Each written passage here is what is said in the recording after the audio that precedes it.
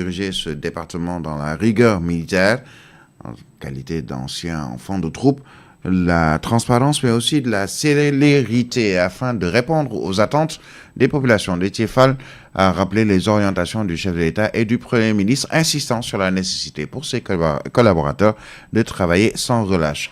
Le secteur du BTP au Sénégal traverse présentement une période délicate et il va retrouver justement un nouveau ministre, celui des infrastructures.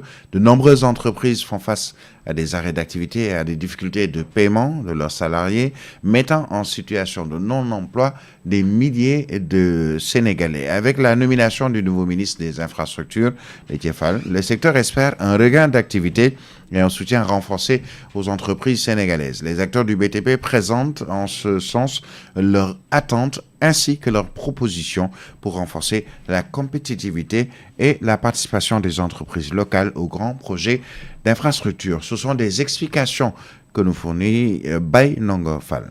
Le secteur du BTP traverse une période difficile et tous les regards sont tournés vers le nouveau ministère des Infrastructures. Dans ce contexte, les acteurs de la profession expriment leurs attentes et partagent leurs propositions pour redynamiser ce domaine stratégique. Sur les principales attentes vis-à-vis du nouveau ministère, Daouda Sissé, ingénieur en génie civil, acteur du BTP, explique. Les principales attentes des acteurs du BTP vis-à-vis du nouveau ministère des Infrastructures sont nombreuses, mais je pense que toutes ces attentes s'articulent autour d'une seule, c'est-à-dire la relance effective des activités du bâtiment et des travaux publics qui est quand même en berne depuis plusieurs mois maintenant et qui met en situation de non-emploi des milliers de pères de famille, et en rappelant que le secteur du BTP fait quand même partie des plus grands employeurs au Sénégal. La nomination de ce ministre aussi est un regain d'espoir. Sur les mesures pour renforcer la compétitivité et la participation des entreprises sénégalaises aux grands projets d'infrastructure, il précise. Les entreprises du BTP au Sénégal sont conscientes de la perte des entreprises étrangères dans leur domaine ici au Sénégal et aujourd'hui quand même sont prêts à accompagner l'État du Sénégal de manière inclusive à des réformes, à des initiatives bilatérales pour leur permettre d'être mis au devant de la scène. Un message d'espoir pour tout un secteur stratégique qui attend du nouveau ministère des Infrastructures des mesures fortes afin de relancer l'activité et redonner confiance aux entreprises sénégalaises. 11 organisations de pêcheurs interpellent l'État sur ses engagements. Selon Macoumba Diaye, président de l'Union nationale des pêcheurs artisanaux du Sénégal, UNAPAS, il est aujourd'hui urgent et même très urgent de trouver une solution au manque de ressources halieutiques et le poisson, et notamment une situation qui pourrait avoir un impact direct sur les ménages. C'est ce que disent les acteurs du secteur de la pêche. Les ont rencontrés, ou elle les a plutôt rencontrés, Sarah Béatrice John. Sarah Béatrice que nous aurons sûrement dans un instant, qui revient sur justement la situation des mers ou de la mer au Sénégal et les ressources halieutiques qui commencent à se raréfier. Le président de l'Union nationale des pêcheurs artisanaux du Sénégal estime qu'il est urgent de trouver une solution à cette raréfaction des ressources halieutiques, une situation qui pourrait avoir un impact direct sur les ménages qui aujourd'hui sont également assez dans d'énormes difficultés, pas seulement concernant le marché qui est devenu cher, on le verra dans un instant avec certains produits qui sont presque intouchables entre guillemets. Et Sarah Béatrice qui revient donc sur cette situation avec l'UNAPAS reportage. 11 organisations de pêcheurs ayant présenté au gouvernement un plan en 13 points pour l'amélioration du secteur de la pêche exigent aujourd'hui le respect des engagements pris par l'État. Macoumba Diaye, président de l'UNAPAS, affirme que la mise en œuvre de ce plan est une seule solution pour lutter contre la raréfaction des ressources halieutiques. L'État doit appliquer ces 13 points, c'est la seule solution. Mais jusque-là, rien n'a été fait. C'est pour cela qu'on constate cette raréfaction de poissons. C'est ce que vivent les Sénégalais quotidiennement. Actuellement, 16 pays étrangers font l'entrée du poisson au Sénégal, dans un pays qui était une référence. C'est un problème. Il faut régler le secteur, surtout les bateaux, pour aider les pêcheurs artisanaux. Face à cette situation, il invite les autorités à procéder à un audit du pavillon sénégalais en vue d'une meilleure organisation du secteur. L'audit du pavillon est nécessaire. L'État nous l'avait promis, car l'ancien gouvernement faisait entrer de manière frauduleuse les bateaux. Il y avait un point très intéressant qui a été présenté au gouvernement. Mais malheureusement, le gouvernement du Ghana l'a fait. C'est d'amener les bateaux à 24 km. Si le Ghana l'applique, pourquoi pas le Sénégal? 12 km, 24 km. Mais cette crise a également des répercussions directes sur le panier de la ménagère Bintou Ndiaye, vendeuse de poissons au marché Dior des Parcelles Assainies. On n'a plus rien, on est tout le temps endetté. On achète le carton du Youfouf à 45 000 cartons Youfouf seulement, je vous dis. Et pour le Yaboy, on l'achète à 55 000. Si tu l'achètes, tu le revends à 600 limité. Ces acteurs de la pêche appellent donc l'État non seulement à respecter ses engagements, mais aussi à engager des négociations avec la Mauritanie pour mettre fin aux arrestations de pêcheurs et aux saisies de leurs équipements de travail. Et nous parlons d'autres pénuries. Cette autre pénurie est la flambée des prix, des étals presque vides. Parcourez les marchés à Dakar, vous vous en rendrez compte.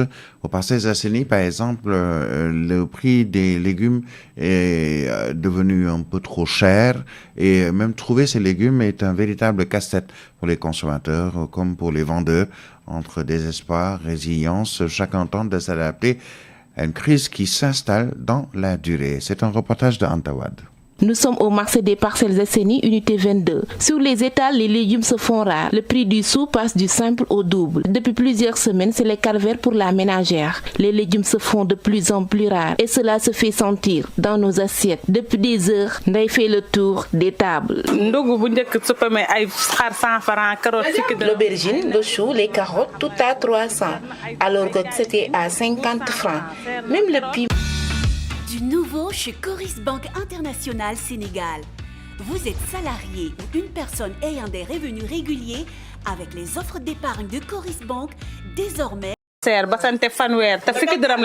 De l'autre côté, Aïcha, vendeuse de légumes, nous confie qu'il lui arrive parfois de vendre à perte. Encore faudrait qu'elle trouve des légumes de qualité.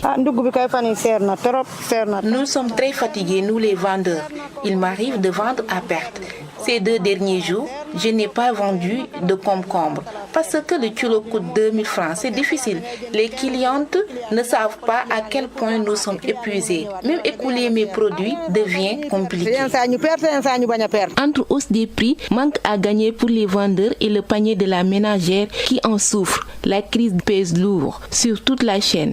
Et pour les consommations comme pour les commerçants, une seule question revient. À quand le retour à la normale? Eh bien, en tout cas, sachez que cette cherté se ressent, la cherté des légumes sur le marché, avec ses conséquences, notamment sur les restauratrices, par exemple, pour ceux qui ont l'habitude de prendre leur petit déjeuner, leur déjeuner et même leur dîner dans la rue. Ces dernières se débrouillent malgré la cherté de certaines denrées. Notre reporter Alamine Senghor a sillonné 2 restaurants puisqu'il aime bien prendre son petit déjeuner dans les gargotes du coin et c'est pas trop loin. Reportage.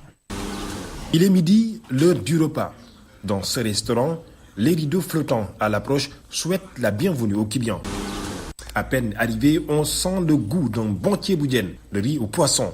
À l'intérieur, le débat s'agite. Un client réclame plus de légumes dans son assiette.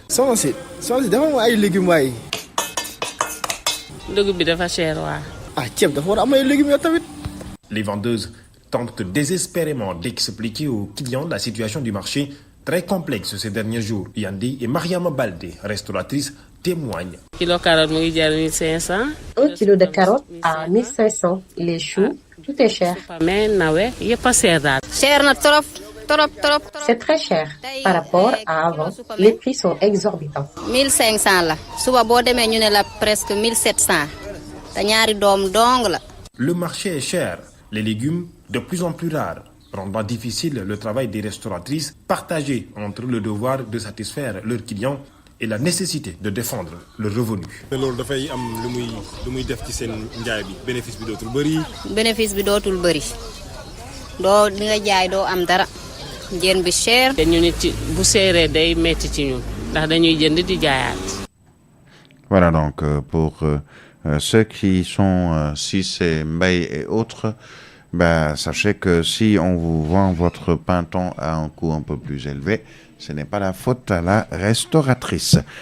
Parlons de cette coopération ou cette nouvelle vague de coopération du Sénégal qui diversifie justement ses partenaires techniques et financiers, ce qui lui permet de réduire sa dépendance vis-à-vis d'un partenaire ou d'un secteur unique, mais aussi de minimiser les risques économiques, d'attirer de nouvelles compétences et de stimuler une croissance économique plus équitable. Vous l'aurez constaté depuis déjà quelques mois, depuis l'avènement du régime Bassirou Diomaye Faye, Ousmane Sonko, il y a une nouvelle orientation de nos autorités. Le Premier ministre n'a pas manqué de souligner dans son discours à Milan devant la diaspora sénégalaise. Retour sur tout ceci avec Birama Kamara. ñun ñëpp la ñuy jëflanteel amuñu benn problème ak benn réew ci kaw nag personne ne mettra son genou sur notre cou loolu lu leer la. Le discours est bien rodé avant même son accession au pouvoir. Ousmane Sonko, Premier ministre, a toujours tenu un discours souverainiste et aujourd'hui encore, il réaffirme la position du Sénégal sur la scène internationale. Nous ne sommes pas là pour quémander, tendre la main ou guetter des dons. Nous sommes aux Émirats pour parler d'échanges, d'investissements, de partenariats et de coopération, a-t-il affirmé devant les émirs du Golfe. Un régime décomplexé, de l'audace et du patriotisme, voilà ce qu'il nous faut désormais pour redresser ce pays au bord du gouffre économique. À l'ère de la mondialisation, il est inacceptable que le Sénégal fasse partie d'un précaré de quelque puissance que ce soit. L'heure est au renouvellement des relations économiques. Le Sénégal devra diversifier ses partenaires commerciaux, fructifier ses diverses collaborations, saisir l'opportunité de sa position stratégique, de sa stabilité et ses ressources tant humaines que naturelles pour réorienter sa politique vis-à-vis de ses partenaires et le poids de sa diaspora sera un atout à faire valoir. Malgré l'état de nos finances publiques, le redressement économique ne sera pas facile, mais pas impossible non plus. Désormais, le Sénégal sera là que pour ses intérêts. Puisque les États n'ont pas d'amis et à l'ère de la mondialisation, l'attitude paternaliste de certaines puissances n'est plus à supporter. Fini le temps où l'on attendait encore poliment le grand Messie sur le continent. Entre autres faits et gestes, aujourd'hui, les pays africains sont courtisés par l'ensemble des grandes puissances du monde. Souveraineté du ñun ñoo ko wax mooy mënal sa bopp moom sa bopp am sa sañ-sañ ba kenn du la imposer réew nu mu am doole bu mu la imposer sa gis-gis ak say décision du loolu la ñu woote. Sport sur Africa 7.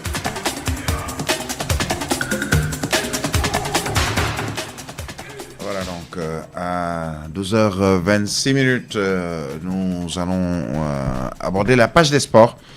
Et c'est avec vous, Al-Amin Senghor. Bonjour. Merci. Bonjour à vous, Birahim Touré. L'attention de tous les férus du foot est aujourd'hui orientée en Europe, notamment où on doit jouer la Ligue des Champions. Les premières journées vont se jouer aujourd'hui.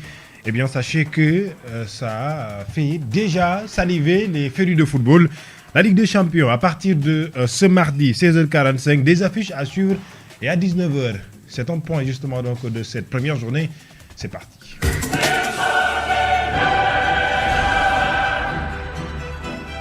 Cet hymne va de nouveau retentir dans les stades européens à partir de ce mardi. Les premières journées débutent ce jour avec des matchs alléchants dès l'entame de la nouvelle saison. Arsenal, Athletic Bilbao vont ouvrir le bal en Espagne à partir de 16h45. À la même heure, le PSV Eindhoven défiera d'entame Union Sainte-Gilloise. À 19h, au Santiago Bernabéu, sous les yeux de 80 000 spectateurs, le Real Madrid fera face à l'Olympique marseillais. En Italie, la vieille dame, la Juve, reçoit Dortmund. En même temps, en Angleterre, Tottenham joue contre Villarreal. Benfica aussi reçoit Caraba à 19h. C'est donc les affiches d'aujourd'hui. En attendant demain, mercredi, d'autres rencontres avec surtout l'entrée en matière du champion en titre, le Paris Saint-Germain. La saison 2025 est lancée avec la même formule que l'année précédente. Les 8 premiers du classement seront directement qualifiés en 8e de finale et les équipes qui sont classées à partir de la 9e place jusqu'à la 24e joueront un double match après tirage pour se disputer 8 tickets qualificatifs pour les 8e de finale.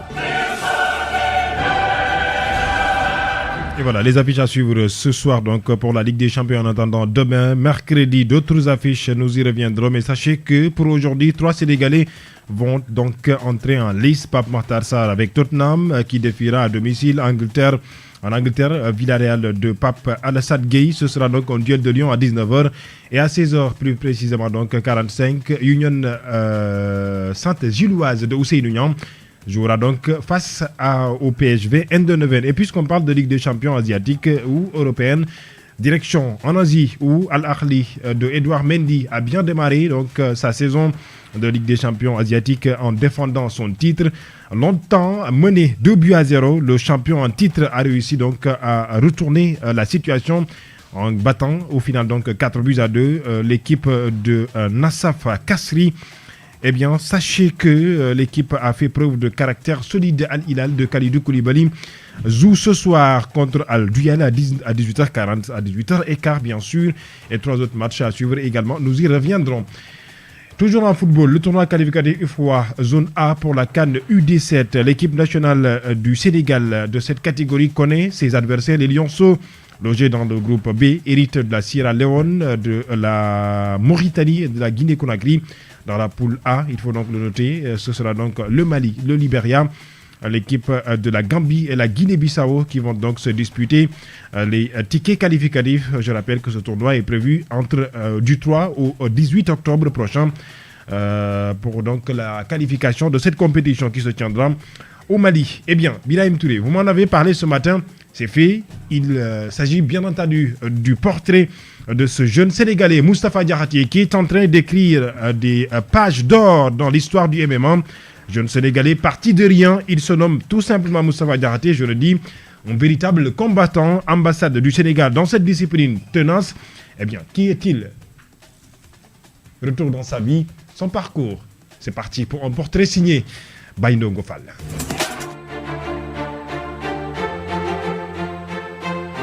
The Greatest, il porte bien son surnom, le meilleur. Moustapha Diakhaté, du haut de ses 24 ans, a marqué les esprits dès ses premiers combats. Auteur d'un parcours inspirant du Sénégal à la scène professionnelle, il est né sur le sol sénégalais avant de quitter son pays natal à l'âge de 16 ans pour s'installer en Belgique, où il a découvert ce qu'il deviendra sa passion. Le parcours est à ce stade exemplaire, 5 combats, 4 victoires et un match nul, son dernier duel contre Paulin Bégué samedi dernier. À l'Addis Arena, le Sénégalais a livré une grosse prestation, un combat alléchant épique. Au terme de 5 rounds intenses et équilibrés, les juges ont prononcé un match nul. Le jeune Sénégalais, qui se distingue surtout par son accoutrement Baïfal, garde toujours ses racines malgré la distance. Connu pour sa discipline, Moustapha est talentueux, travailleur et déterminé à porter haut les couleurs de son pays. Il poursuit son rêve dans cette discipline de combat. De zéro, il est bien parti pour devenir un héros.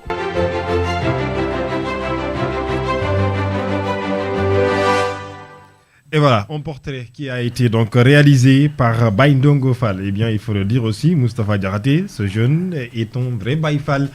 Toujours à l'accoutrement, bien sûr, donc ça le montre, en tout cas même durant ces matchs. Il faut dire Akassa. Et voilà, nous allons finir pour cette page sportive avec le championnat du monde d'athlétisme. Eh bien, il faut le dire, le rêve de la tête sénégalais, Louis-François Mendy, continue à Tokyo. Il a donc brillamment décroché son ticket pour les qualifications en demi-finale de 110 mètres et lors de ces championnats du monde d'athlétisme qui se déroulent actuellement dans la capitale japonaise. Je rappelle que Louis-François Mendy, à la suite donc de cette prestation, le directeur technique ou le premier vice-président de la Fédération sénégalaise d'athlétisme s'est prononcé. Il s'agit de Eladji Baretiam. Nous y reviendrons dans nos prochaines éditions, mais il a tenu d'abord à féliciter la tête sénégalaise tout en gardant espoir qu'il pourra rapporter une médaille mondiale à laquelle le Sénégal court justement derrière cette médaille depuis 2001 quand justement Ami Baketiam a remporté une médaille mondiale en ce qui concerne l'athlétisme. Birahim Touré, c'est la fin de cette page sportive. Merci à vous, Al-Amin Senghor. Mourir des fois, pas tout le temps, mais quand même mourir. Akassa donc. Hein. Merci à Amin Senghor. Tout de suite, nous allons rester avec vous puisque vous nous proposez la revue de la presse. Africa